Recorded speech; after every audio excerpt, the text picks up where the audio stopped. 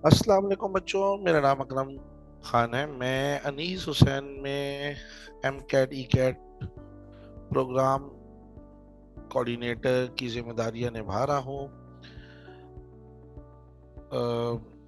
सबसे पहले बेटा बहुत माजरत, प्राइवेट सेक्टर मेडिकल और डेंटल कॉलेजेस की वीडियो बनाने का वादा किया था आपसे, लेकिन इसमें बहुत देर इसलिए हुई क्योंकि मसरूफियत ही बेटा कुछ ऐसी चल रही थी कि टाइम ही नहीं मिल पा रहा था वीडियो बनाने का। आपको याद होगा 11 दिसंबर लास्ट डेट थी पब्लिक सेक्टर मेडिकल और डेंटल कॉलेजेस के एडमिशन की, एडमिशन फॉर्म सबमिट होने की। तो हमने सोचा था कि भाई 11 को फारिग होंगे, बस फिर प्राइवेट की बना देंगे। लेकिन 11 तक तो खैर पॉसिबल ही नहीं था, इसलिए क्योंकि 11 तक तो ऐसी मेरी हालत थी कि चूंकि मैंने एक बात ये सोची हुई थी कि मैं हर किसी को रिस्पॉन्ड करूंगा, जितने मैसेजेस हैं उन सब पे रिप्लाई करूंगा, जितनी कॉल्स हैं उन सबको जवाब दूंगा। तो मतलब कॉल एक बंद होती थी और पीछे से दो दो तीन दिन कॉलें बज रही होती थी। तो इतनी कॉल्स को रिसीव करना और जो कॉल मिस हो जाए उनको कॉल बैक करना और सारे मैसेजेस पर रिस्पॉन्ड करना कहने को बहुत आसान है, लेकिन प्रैक्टिकली बहुत मुश्किल है। एक घंटे में 500 600 बच्चों के मैसेजेस आ रहे हैं। मैंने, आप यकीन जाने, कभी ये नहीं पूछा कि आपका ताल्लुक अनीस हुसैन से है या किसी और इदारे से। दूसरे इदारों के बड़े बड़े नाम हैं जिन इदारों से बच्चों अप्रोच करते हैं और पूछते हैं और समझते हैं पूरा प्रोसेस, और हर सवाल का जवाब मैं वैसे ही देता हूँ जैसे अपने बच्चों को देता हूँ। तो उसकी बेसिक वजह ये कि वो भी मजबूर हैं, वो भी परेशान हैं, उनको वहाँ पर कोई गाइड करने वाला नहीं है। 20 ईयर्स इनसे बेतहाशा सवालात होते हैं, मैं सबको जवाब देता हूँ। अल्हम्दुलिल्लाह अल्हम्दुलिल्लाह कोई एक ऐसा बच्चा नहीं है पूरे सिंध में जो ये कहे कि सर अकरम को हमने मैसेज किया या कॉल की, उन्होंने रिस्पॉन्ड नहीं किया। जब ये सोच बना ली कि सबको रिस्पॉन्ड करना है तो फिर ज़िंदगी उतनी मुश्किल हो जाती है, उतनी अजाब हो जाती है। तो यूँ समझें कि भाई फॉर्म 11 तारीख तक तो रोज़ाना कोई 2 घंटे या 3 घंटे की मैं नींद करता था और पूरा का पूरा टाइम सिर्फ और सिर्फ मैसेजेस और कॉल्स को रिस्पॉन्ड करने में लगाता था। अल्हम्दुलिल्लाह बहरहाल वो मरहला ख़त्म हुआ। फिर उम्मीद थी कि फ़ौरन से हम जो है ना प्राइवेट की जो ना भाई वीडियो बनाएंगे, लेकिन भाई डाउ यूनिवर्सिटी ने इस दफ़ा कारनामा कर दिया कि 2 दिन के अंदर ही इनिशियल मेरिट लिस्ट इशू कर दी 13 तारीख को। वो क्योंकि इन्होंने, जाहिर सी बात है उसके पीछे भी कई वजूहत हैं, आप में से बहुत सारे लोग जानते होंगे। 14 तारीख को कोर्ट में जो केस चल रहा था उसकी सुनवाई थी। तो डाउ यूनिवर्सिटी की सोच ये थी कि भाई हम जल्द से जल्द ये प्रोसेस कंप्लीट कर दें और हम जब कोर्ट में जाएं तो मतलब जज साहब के सामने ये बात करेंगे अब तो पूरा प्रोसेस हो चुका है, अब आप ये सारी बातें क्यों कर रहे हैं। तो इसलिए उन्होंने 2 दिन के अंदर इनिशियल मेरिट लिस्ट इशू कर दी। अब इसमें जो ना भाई फिर उसके बाद दोबारा से मेरिट लिस्ट आने के बाद तांता बन गया और फिर से जो ना वही मैसेजेस वही कॉल्स की। तो इस वजह से मैं टाइम मैनेज नहीं कर पाया, तो इसलिए देर हुई। तो मैं आप सबसे बहुत माजरत खा हूँ, लेकिन परेशानी वाली बात इसलिए नहीं थी क्योंकि 5 तारीख डेडलाइन है सेंट्रलाइज फॉर्म बनने की, जो डाउ यूनिवर्सिटी की वेबसाइट पर मौजूद है। एक बात बताता चलूं कि ये जो फॉर्म है ये पूरे सिंध के लिए डाउ यूनिवर्सिटी की वेबसाइट पर ही है। ऐसा नहीं है जैसे कि पहले पब्लिक सेक्टर के लिए लम्स से टैग डिस्ट्रिक्ट वालों ने लम्स की वेबसाइट पर अपना फॉर्म, ऑनलाइन फॉर्म भरा। शहीद मोहतरमा बेनज़ीर भुट्टो मेडिकल यूनिवर्सिटी की वेबसाइट पर शहीद मोहतरमा बेनज़ीर भुट्टो मेडिकल यूनिवर्सिटी से टैग डिस्ट्रिक्ट वालों ने ऑनलाइन फॉर्म भरा और कराची वालों ने डाउ की वेबसाइट पर भरा। ऐसा नहीं है, प्राइवेट सेक्टर के लिए एडमिटिंग यूनिवर्सिटी पूरे सूबे की डाउ यूनिवर्सिटी ही है। डाउ यूनिवर्सिटी के ही वेबसाइट पर जाके पूरे सिंध वालों को अपना प्राइवेट सेक्टर का सेंट्रलाइज फॉर्म बनना होगा। अच्छा एक बात और बताता चलूं कि ये जो सेंट्रलाइज फॉर्म है ये in addition to the forms हैं जो कि आपने किसी भी कॉलेज या यूनिवर्सिटी में जाके भरे हैं। अच्छा, अब एक एक करके मैं सबके बारे में बताता हूँ। ज़ियाउद्दीन यूनिवर्सिटी ने तो अपना फॉर्म पहले ही जून जुलाई में ही इशू कर दिए थे और उनका टेस्ट अगस्त में हो गया था। तो अगर किसी बच्चे ने ज़ियाउद्दीन यूनिवर्सिटी का फॉर्म नहीं भरा या उनका टेस्ट नहीं दिया, तो वो सेंट्रलाइज्ड फॉर्म में ज़ियाउद्दीन का नाम लिख भी लें तब भी उनको ज़ियाउद्दीन में एडमिशन नहीं मिलेगा। बाकी सबके एडमिशन्स ओपन थे। कोई और जो है ना अपना टेस्ट लेता है, ना ही कोई इंटरव्यू लेता है, बस एग्रीगेट की बेसिस पर एडमिशन देता है। हाँ, हमदर्द यूनिवर्सिटी अपना इंटरव्यू कंडक्ट करती है। हमदर्द यूनिवर्सिटी का भी इंटरव्यू अगर किसी बच्चे ने नहीं दिया, उनका फॉर्म फिल करने के बाद एडमिट कार्ड हासिल करके जाके जो 18, 19, 20 तारीख को जो उनके इंटरव्यूज हो रहे थे वो नहीं दिए, तो वो भी बच्चे सेंट्रलाइज फॉर्म में हमदर्द का नाम लिखने के बावजूद एलिजिबल नहीं होंगे। ये बातें मैं अपने वॉइस मैसेज में आपके ग्रुप्स पे बता चुका हूँ। लियाकत नेशनल की डेडलाइन जो उन्होंने दी थी 10 दिसंबर की, वो खत्म हो गई थी, तो उन्होंने उसके बाद उसको रीओपन करने के बजाय लियाकत नेशनल वालों ने कह दिया कि भाई आप डाओ का फॉर्म भर लें, हम अपनी फॉर्म की डेट नहीं एक्सटेंड करें, आप उनका फॉर्म भरें, वो हमें रिकमेंड करेंगे, आपका अच्छा एग्रीगेट होगा, आपने हमें वहाँ पर प्रायोरिटी नंबर 1 पे लिखा होगा और हम आपको अपने पास एडमिशन देंगे। वो मना नहीं कर रहे हैं। सर सैयद वाले जो सर सैयद फॉर गर्ल्स हैं, उन्होंने भी यही बात कही है कि हमारे फॉर्म की ज़रूरत नहीं है, आप बस सिर्फ सेटलाइज फॉर्म भर लीजिए डाउ का। लेकिन बाकी तमाम यूएमडीसी हो, चाहे जेएमडीसी हो, चाहे दारुस्सेहत लियाकत दारुस्सेहत हो, चाहे बकाई हो, या बाकी जितने भी कॉलेजेस हैं, अल्तमश हो, फातिमा जिन्ना डेंटल हो, वो सबके इंडिविजुअल फॉर्म्स भी आपको भरने हैं और एज सुन एज पॉसिबल भरने हैं। ये 5 जनवरी तो इनकी डेट है, लेकिन मुख्तलिफ कॉलेजेस की मुख्तलिफ डेट्स है। जैसे हमदर्द की डेट 20 दिसंबर है और यूएमडीसी की 24 दिसंबर है, तो सबकी करीब करीब है। तो जल्दी आप उनके फॉर्म, सबके ऑनलाइन फॉर्म हैं, वो भरिए और उनके वाउचर सबमिट करिए। तो ये process as soon as possible आप इसको निपटाइए बेटा, और फिर उसके बाद ये सेंट्रलाइज फॉर्म की तरफ आइए। चलिए सेंट्रलाइज फॉर्म के ऊपर बात स्टार्ट करते हैं। आपने भाई गूगल किया, DUHS लिखा, तो ये आ गया डाउ यूनिवर्सिटी ऑफ हेल्थ, इसको क्लिक कर दीजिए। जैसे ही आप इसको क्लिक करेंगे आपके पास ये पेज ओपन होगा। इसमें आपको यहाँ पर एडमिशन्स दिख रहा है, आप इसको क्लिक कर दीजिए। MCAT 2023 दिख रहा है, इसको क्लिक कर दीजिए। तो आपके पास जो पेज खुलेगा ना, वो ये वाला पेज है। इस पेज पे आप अगर इधर आते हैं तो देखिए MBBS एंड BDS पब्लिक लिखा हुआ दिख रहा है, MBBS BDS प्राइवेट। आपको प्राइवेट को क्लिक करना है। जब आप प्राइवेट को क्लिक करेंगे तो सबसे पहले तो उनका एडवर्टाइजमेंट आ जाएगा, जो कि हमने आपके ग्रुप्स पे भी भेजा था, जिसमें लिस्ट है MBBS के कॉलेजेस की और BDS के कॉलेजेस की। डेट बताई हुई है, 5 जनवरी लास्ट डेट है। एलिजिबिलिटी बताई हुई है कि ये इसमें क्या करना है, पूरा काम मैं भी आपको बता दूंगा। एग्रीगेट फॉर्मूला बताया है 10, 40, 50, वही एग्रीगेट फॉर्मूला जो पब्लिक सेक्टर में भी यूज होगा। और डॉक्यूमेंट्स बताएं जो कि रिक्वायर्ड है। अच्छा, बाय द वे ये जो फॉर्म है ये सारा पूरा का पूरा ऑनलाइन फॉर्म है, इसमें कोई भी चीज़ ऐसी नहीं है जो आपको कहीं भेजनी है। जैसे कि पब्लिक सेक्टर का जो फॉर्म था उसमें आपको TCS भी कराना था, फिजिकली फॉर्म, और ऑनलाइन फॉर्म भी बनना था। उस तरह का इसमें नहीं है, सिर्फ इसमें ऑनलाइन फॉर्म है। तो अब नंबर 2 पे online application form for private medical universities college MBBS, और नंबर 3 पे BDS।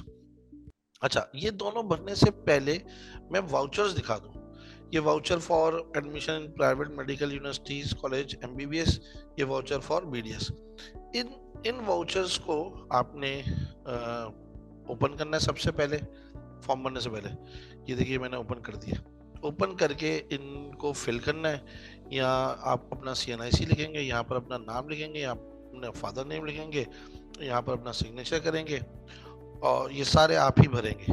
भरने के बाद आप इसको यूबीएल की किसी भी ब्रांच में या मीज़ान बैंक की किसी भी ब्रांच में लेके जाएंगे और वहाँ पर इसको 2500 रुपये के साथ सबमिट कर देंगे। जब सबमिट कर देंगे तो वो बैंक कॉपी अपने पास रखेंगे और 3 हिस्से वो आपको दे देंगे। इन 3 हिस्सों में से तीनों हिस्से आपके पास ही रहेंगे। ये जो एडमिशन डिपार्टमेंट कॉपी है इसको आप स्कैन कर लेंगे क्योंकि ये आपको अपलोड करनी होगी फॉर्म में। तो एमबीबीएस का वाउचर अलग जाएगा 2500 का, बीडीएस का वाउचर अलग जाएगा 2500 का। ये बीडीएस का वाउचर भी मैं आपको दिखा देता हूँ। ये बीडीएस का वाउचर अलग जाएगा 2500 का, भरना इसको भी वैसे ही है।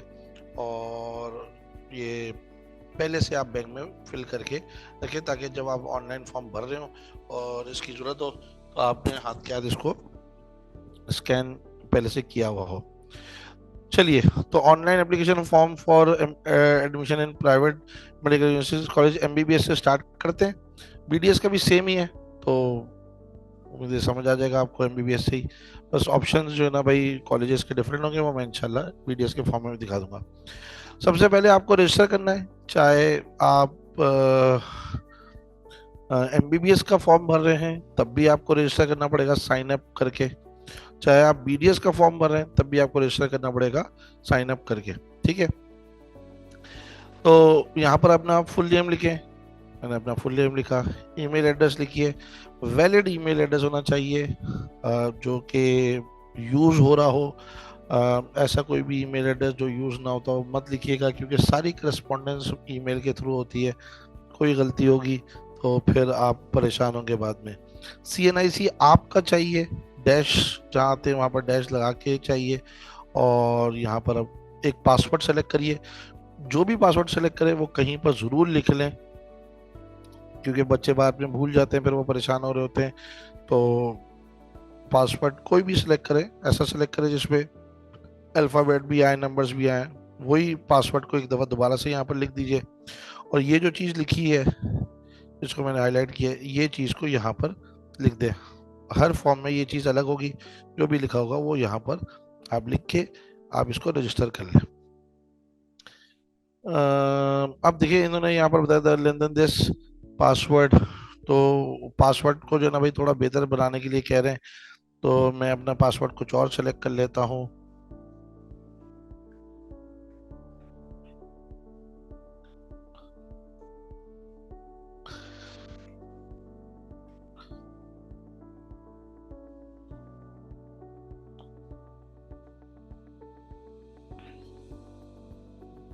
एक और बात का ज़रा ज़रूर जहन में रखिएगा कि मोबाइल से ये फॉर्म मत भरिएगा, लैपटॉप या डेस्कटॉप को यूज़ कीजिएगा क्योंकि मोबाइल से जो है ना भाई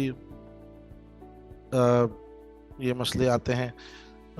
खैर, जब आपने जैसे ही आपने ये किया तो आप इस पेज पे आ जाएंगे।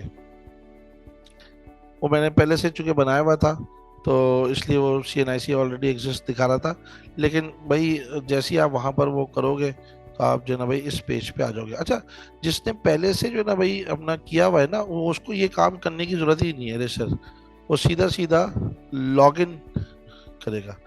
यहाँ पर जाएगा, अपना CNIC लिखेगा, पासवर्ड डालेगा, ये वाली चीज़ जो है ना जो लिखी हुई है ये यहाँ लिखेगा और साइन इन कर देगा। जैसे ही वो साइन इन करेगा तो वो इस पेज पे आ जाएगा। इस पेज पे आने के बाद वो अप्लाई फॉर एडमिशन को क्लिक करेगा और अप्लाई फॉर एडमिशन को क्लिक करने से वो इस पेज पे आ जाएगा। अच्छा, अब जब वो इस पेज पे आएगा तो उसको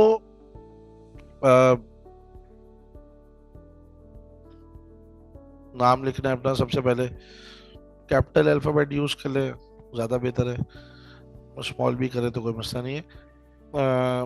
अपना नाम लिखा, फादर नेम लिखा, CNIC तो पहले से होगा, फादर का CNIC लिखा। करेक्ट सब चीज़ें होनी चाहिए बेटा, बार बार चेक करके डालिएगा, गलती हो जाती है तो फिर मसला होता है। ईमेल एड्रेस डालें, डेट ऑफ बर्थ अपनी डालें, यहाँ से इसको ओपन कर लें। ये ईयर ओपन होता है, ईयर यहाँ पर लिख लें, जो भी ईयर है आपका, मंथ सेलेक्ट कर लें, ठीक है, और यूँ अपनी आप डेट ऑफ बर्थ यहाँ पर डाल दें। जेंडर सेलेक्ट कर लें, रिलीजन सेलेक्ट कर लें, अपना मोबाइल नंबर डालें, लैंडलाइन नंबर, PTCL हो तो लिखे, नहीं है तो इसको छोड़ दीजिए। और ओवरसीज सीट के लिए आपने नो करना है। ओवरसीज वाले जो बच्चे हैं वो उसको यस करेंगे। ओवरसीज सीट उन बच्चों को मिलेगी जिनकी एजुकेशन या तो बाहर की है, या उनका नाइकॉप बना हुआ है, या उनका किसी और मुल्क का पासपोर्ट बना हुआ है। इस बुनियाद पर वो ओवरसीज सीट ले सकते हैं। एक और बात ध्यान में रखिएगा, ओवरसीज सीट जो होती है उसकी फीस डॉलर्स में जाती है। यहाँ पर आप अपना मौजूदा पता, जहां पर अभी आप रह रहे हैं, वो डोमिसाइल पे हो ना हो, वो सीएनआईसी पे हो ना हो, बस अभी आप जहां रह रहे हैं वो पता आपने यहाँ पर लिखना है। पर्टिकुलर्स ऑफ एमडी कैट में अपना एमडी कैट का रोल नंबर, जो आपके 00 शुरू में थे वो सारे आपने लिखने जैसे थे। अपना एमडी कैट का स्कोर। टेस्ट सेंटर में कराची एक्सपो सेंटर की जरूरत नहीं है, बस कराची लिख दें, जामशोरो लिख दें, लाड़काना लिख दें, बस बहुत है। मतलब जामशोरो लम्स लिखना जरूरी नहीं है, शहर लिख दें बस। फादर का अपने डिटेल्स दें, उनका नाम, उनका ईमेल एड्रेस। ईमेल एड्रेस उनका नहीं भी है तो बना लीजिए भाई, कोई ऐसी चीज़ नहीं है जो इतनी मुश्किल है कि नहीं बन सकती। चले उनका नहीं हो, किसी बड़े भाई का, किसी बड़ी बहन का भी आप डाल सकते हैं। मकसद ये कि अपने अलावा भी आपको किसी का ईमेल एड्रेस यहाँ पर देना है। मोबाइल नंबर यहाँ पर लिख लीजिए अपना, इसमें डैश मत डालिएगा। और यहाँ पर ऑफिस, उनके ऑफिस का नंबर अगर है तो लिख दीजिए, नहीं है तो इसको छोड़ दीजिए। अपनी जो है ना भाई एकेडमिक पे आ जाइए, रिकॉर्ड ऑफ कैंडिडेट। आपने एसएससी किया है तो एसएससी को क्लिक कर दें, अपना रोल नंबर लिखें, ईयर ऑफ पासिंग, जिस वो साल जो लास्ट ईयर है कोई भी पेपर देने का। अगर लेट सपोज एक पेपर भी रह गया और वो आपने मतलब अलग किसी साल में दिया, तो जिस साल वो आखिरी पेपर दिया वो साल यहाँ पर आएगा। बोर्ड लिख दीजिए यहाँ पर, कराची बोर्ड, शक्कर board, Larkana board, Hyderabad board, Mirpur खास बोर्ड, जो भी बोर्ड है। और जो ना भैया टोटल मार्क्स, जिसमें से फेडरल बोर्ड, जियाउद्दीन बोर्ड, आगा खान बोर्ड, जो भी आपका बोर्ड है वो यहाँ पर लिख दीजिए। और जो टोटल मार्क्स हैं जिसमें से आपको ग्रेडिंग आपके मार्क्स मिले हैं, बाज़ बच्चों को 1100 में से मार्क्स मिलते हैं मैट्रिक में से, बाज़ को 850 में से मिलते हैं, किसी को 1050 में से मिलते हैं। तो जो आपके टोटल मार्क्स हैं वो यहाँ पर आप लिख दीजिए। जो हमारे ओ लेवल्स वाले हैं वो ओ लेवल्स को क्लिक करेंगे, सीट नंबर के तौर पे जो उनका लास्ट ईयर है, लास्ट ईयर का जो उनका कैंडिडेट आईडी है पीके वाला पूरा नंबर, वो यहाँ पर लिखेंगे। और ईयर ऑफ पासिंग लिखेंगे, जिस साल लास्ट पेपर उन्होंने ओ लेवल्स का दिया। अगर अभी किसी ने ओ लेवल्स का कोई पेपर यानी इम्प्रूव किया तो वो 2023 लिखेगा। जिस साल लास्ट पेपर ओ लेवल्स का दिया वो यहाँ पर ईयर लिखेगा। यहाँ पर वो कैम्ब्रिज लिखेगा। यहाँ पर आउट ऑफ मार्क्स 900 पे से थी, इक्विवेलेंसी बनती थी, अब 1100 में से बन रही है। तो अगर आपकी इक्विवेलेंसी 900 में से बनी हुई है तो 900 लिखेंगे, 1100 में से बनी हुई है तो 1100 लिखेंगे। इंटरमीडिएट या A-levels पे आ जाए, यहाँ पर अपना रोल नंबर लिखा, आपने रोल नंबर सीट नंबर एक ही चीज होती है, ईयर ऑफ पासिंग लिखी, बोर्ड लिखा, टोटल मार्क्स और आउट ऑफ जितने मार्क्स आपको मिले वो लिखे। अगर आपने A-levels किया तो A-levels को क्लिक करें, अपना वही कैंडिडेट आईडी लिखिए बेटा, पीके वाला, लास्ट ईयर का A2 का, और ईयर ऑफ पासिंग लिखिए अपना, बोर्ड लिखिए अपना, कैम्ब्रिज लिखिए यहाँ पर 1100 लिखे, और जितने मार्क्स आपकी इक्विवेलेंसी के वो यहाँ पर लिखिए। अच्छा, अब आइए ऑप्शंस को सेलेक्ट करने पर बात करते हैं। मैंने आपको पहले ही बताया बेटा, जियाउद्दीन यूनिवर्सिटी को सेलेक्ट अगर आप करना चाहते हैं तो उसके लिए आपने लाजमी जियाउद्दीन यूनिवर्सिटी का टेस्ट दिया हो। अगर आपने टेस्ट नहीं दिया तो उसका सेलेक्ट करने का कोई जवाब नहीं है, बस जियाउद्दीन यूनिवर्सिटी की रेटिंग बढ़ जाएगी। देखिए एक बात ध्यान में रखिएगा, यहाँ पर आप जो नंबर 1 पे डालेंगे ना, जो ये जो आप ऑप्शन डाल रहे हैं, इससे जो है ना पता चलेगा कि कौन सा कॉलेज सबसे ऊपर है और कौन सा कॉलेज उसके बाद है, कौन सा कॉलेज है। मतलब देखिए मिसाल दे रहा हूँ, अगर लेट सपोज ये फॉर्म भरा है 1,000 बच्चों ने, उन 1,000 बच्चों में से तकरीबन 400 बच्चों ने नंबर 1 पे जियाउद्दीन को लिखा, 300 बच्चों ने नंबर 1 पे हम क्या नाम है लियाकत नेशनल को लिखा, और 200 बच्चों ने नहीं 100 बच्चों ने यूएमडीसी को लिखा, 50 बच्चों ने जेएमडीसी को लिखा, 20 बच्चों ने दारुसैद को लिखा। तो जितना ज्यादा बच्चों ने नंबर 1 जिस कॉलेज को लिखा ना, उतना ज्यादा वो, मतलब वो जो ना भाई रैंकिंग, रैंकिंग नहीं कहना चाहिए, लफ्ज रैंकिंग गलत है, लेकिन यानी कि जैसा भाई डाउ हम कह रहे हैं नंबर 1 पे एसएमसी, नंबर 2 केएमसी, ये कोई बनी हुई नहीं है रैंकिंग, लेकिन ये हमने बना ली ना अपने जहन में। उसी तरह से जो कॉलेज को ज्यादा बच्चे नंबर 1 कहेंगे वो नंबर 1 बन जाएगा, यानी वो सबसे हाई एग्रीगेट के बच्चों को लेगा। उसके बाद जिस नाम पर नंबर 1 बच्चों ने लिखा होगा, जितनी भी तादाद उसके बाद आ रही है उसको नंबर 2 कॉलेज कहा जाएगा, उसके बाद वाले को 3 and 4 and so on। और एग्रीगेट जो भी बनेगा उसकी जो ना भाई डिस्ट्रीब्यूशन इसी अंदाज से होगी कि भाई सबसे ज्यादा जियाउद्दीन को नंबर 1 कहा लोगों ने, तो नंबर 1 कॉलेज जियाउद्दीन है पूरे सिंध का, अब सबसे हाई एग्रीगेट वाले बच्चों को वोट आएगा, इस अंदाज में सिलेक्शन होगी। नंबर 2 पे लियाकत नेशनल है, क्योंकि लियाकत नेशनल को नंबर 1 जियाउद्दीन के बाद जो ना यानी कि इनकी तादाद बन रही है नंबर 1 की।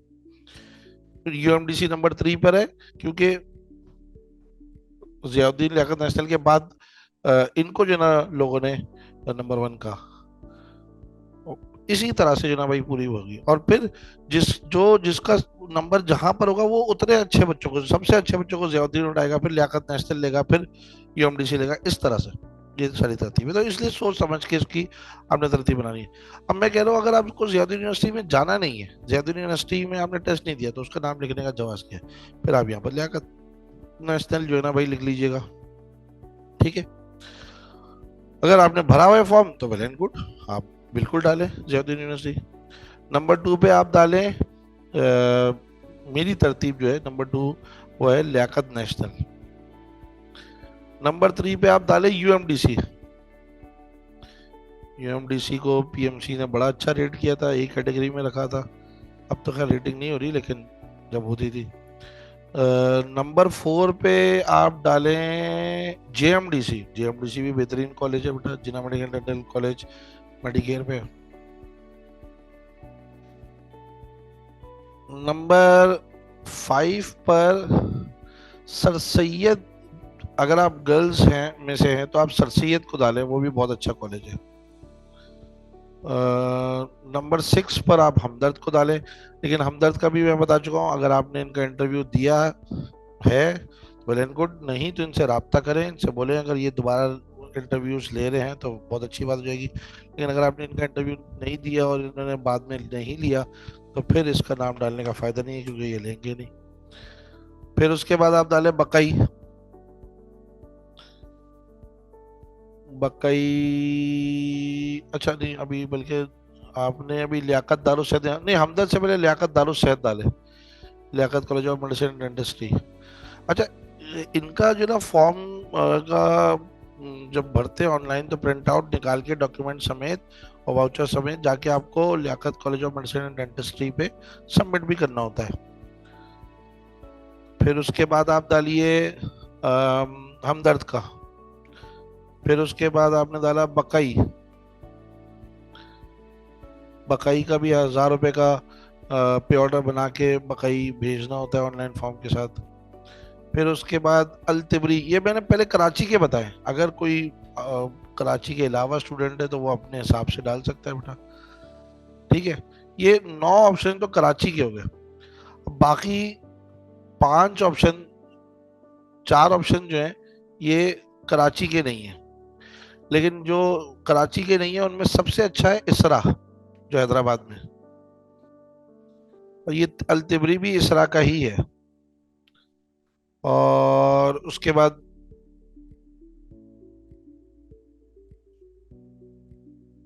जो Mohammad medical and dental college है, ये बहुत अच्छा है, इसको डालें। फिर आप डाल दें सुलेमान रोशन को, फिर आप डाल दें इंडस को। तो ये आपने सारे कॉलेज के नाम दे दिए। अच्छा, कोई जरूरी नहीं है कि आप सारे ही डालें, कोई आप नहीं भी डालना चाहते कोई इशू नहीं है, आप सिर्फ 5 ऑप्शन डालना चाहते 5 ही डालें, लेकिन सारे ऑप्शन डाल देने में कोई हर्ज नहीं है, तो इसलिए बेहतर है कि आप डाल दें। अच्छा, जब तक मैं आपको बीडीएस का भी दिखा देता हूँ। बीडीएस का फॉर्म भी ऐसे ही भरेगा, उसके बाद यहाँ पर अप्लाई फॉर एडमिशन होगा, इसमें आ जाएंगे, पूरा वही डेटा है सारा, कोई चीज़ अलग नहीं है, हर चीज़ वैसे ही है। इनके कॉलेजेस का बस मैं आपको बता रहा हूँ। नंबर 1 पे जियाउद्दीन, अच्छा नहीं, नंबर 1 पे अल्तमश, अल्तमश भाई सबसे टॉप क्लास है। नंबर 2 पे जियाउद्दीन, अगर उसका टेस्ट दिया हुआ है। नंबर 3 पे, नंबर 3 पे जेएमडीसी। नंबर 4 पर गर्ल्स के लिए sir Syed, sir Syed, boys sir Syed मत डालिएगा भाई। अच्छा, फिर उसके बाद सर सैयद से ऊपर है फातिमा, सर सैयद के बाद फातिमा जिन्ना डेंटल कॉलेज, फिर उसके बाद, नहीं नहीं, फातिमा जिन्ना से ऊपर लियाकत दारुसैद, उसके बाद फातिमा, उसके बाद हमदर्द, उसके बाद बकई। ठीक है। अब इंटीरियर के वही कराची का रह गया, अल्तमश हो गया नंबर 1 पे, जियाउद्दीन नंबर 2 पे, जीएमडीसी हो गया, सर सैयद हो गया, लियाकत दारुसैद हो गया, जिन्ना हो गया। जी, तो अब जो ना भाई इसरा डाल दें, Mohammad medical and dental college डाल दें, और बिटाई। ये जो है ना भाई ऑप्शंस जो है ना आपने डाले, सबमिट एंड मूव नेक्स्ट कर दिया।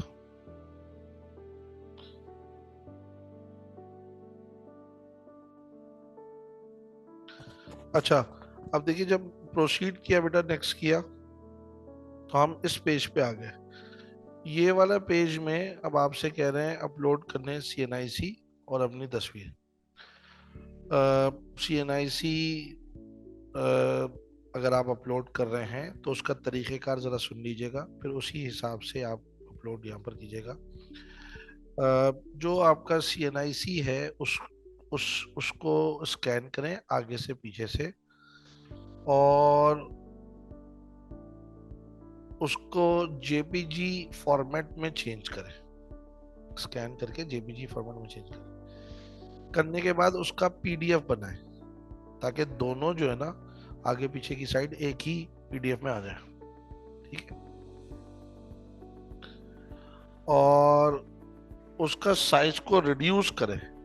रिड्यूस करने का मतलब है कि उसको 2 MB से छोटा करें, और फिर उसको यहाँ पर अपलोड करें।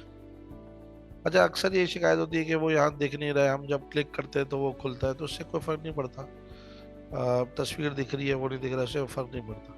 तस्वीर भी आपकी जेपीजी में होनी चाहिए और 2 MB से छोटी होनी चाहिए। वो दोनों यहाँ पर अपलोड करेंगे और फिर प्रोसीड करेंगे नेक्स्ट स्टेप पे। MBBS वाले फॉर्म में भी, BDS वाले फॉर्म में भी, मैं अभी आपको करके भी दिखा देता हूँ।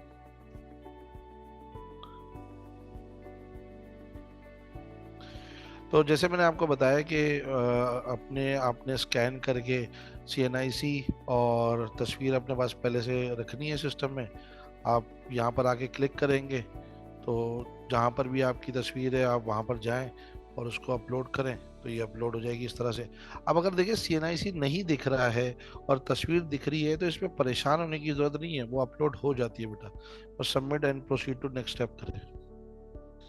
अब यहाँ पर आपको अपनी मैट्रिक की मार्कशीट, या अगर आपका बैकग्राउंड ओ लेवल्स का है तो ओ लेवल्स का इक्विवेलेंट सर्टिफिकेट, और इंटर की मार्कशीट, और अगर आपका बैकग्राउंड ए लेवल्स का है तो ए लेवल्स का इक्विवेलेंट सर्टिफिकेट अपलोड करना है।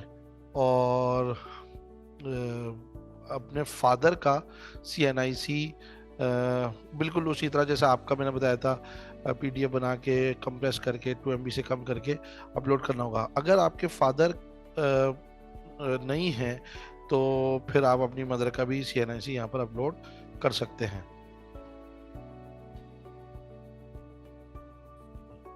अच्छा, जब आपने पिछले स्टेप में मैट्रिक की मार्कशीट अपनी अपलोड कर दी, ओ लेवल्स वाले स्टूडेंट्स ने ओ लेवल्स की इक्विवेलेंट सर्टिफिकेट अपलोड कर दिया। अच्छा, जहन में रखिएगा सारी फाइल्स JPG में होनी चाहिए और 2 MB से कम होनी चाहिए। और इंटर की मार्कशीट और ए लेवल्स का इक्विवेलेंट सर्टिफिकेट और अपने फादर, और अगर अल्लाह ना करे किसी के फादर ना हो तो अपनी मदर का CNIC अपलोड कर दिया। तो उसके नेक्स्ट स्टेप में आपको अपलोड करना है अपने MD कैट का रिजल्ट कार्ड। ये बेटा वही है जो आपने जो डाउ की वेबसाइट पे आपका रिजल्ट आया था, बस उसी का, जैसे मैंने ऑनलाइन फॉर्म भरते हुए भी बताया था और फिजिकल फॉर्म भरते हुए भी दिखाया था। डाउ की वेबसाइट से अपना जो रिजल्ट है आपका वो उसको स्कैन, उसका प्रिंट आउट निकाल लें, उसका स्कैन कर लें, या उसका स्क्रीनशॉट ले लें। वो स्क्रीनशॉट यहाँ पर आप अपलोड कर दें।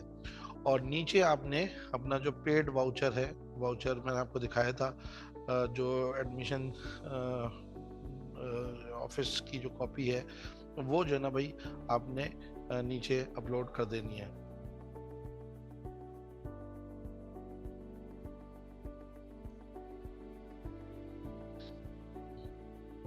तो जब बेटा आप अपना वाउचर अपलोड कर देंगे, MD कैट का रिजल्ट अपलोड कर देंगे, तो प्रोसीड करने पर फिर आपके पास एप्लीकेशन सबमिटेड सक्सेसफुली लिखा हुआ आ जाएगा। यहाँ पर आपके जो ना एप्लीकेशन सबमिट हो जाएगी। कोई डॉक्यूमेंट कहीं नहीं भेजना है, बस आपका पूरा का पूरा फॉर्म बशमूल डॉक्यूमेंट्स कंप्लीट काम आपका हो चुका है। अच्छा, इसको आप लॉग आउट कर दीजिएगा। ये यहाँ से जाके देखिए ये बटन है जिससे आप लॉग आउट कर लें। अच्छा, जब जब आप लॉग इन करेंगे ना तब तक आपको हर चीज़ खाली मिलेगी, लेकिन उस खाली के मिलने को आपने परेशान इसलिए नहीं होना है, क्योंकि वो डाउन ऑप्शन इसलिए रखा है अगर किसी से कोई गलती हुई है तो वो उसको करेक्ट कर सकता है, लेकिन आपको बार बार नहीं फिल करना। अगर किसी से गलती हुई है तो लॉग इन करें और दोबारा से फॉर्म भर दें, वो गलती सही हो जाएगी, वो दूसरी दफा उनके पास फॉर्म चला जाएगा। लेकिन अगर कोई गलती नहीं हुई है, बस आपका फॉर्म सबमिट हो गया, आपका काम कंप्लीटेड है। ठीक है बेटा, आप सबका बहुत शुक्रिया। इसी तरह से BDS के फॉर्म को भी सेम अंदाज में भरना है।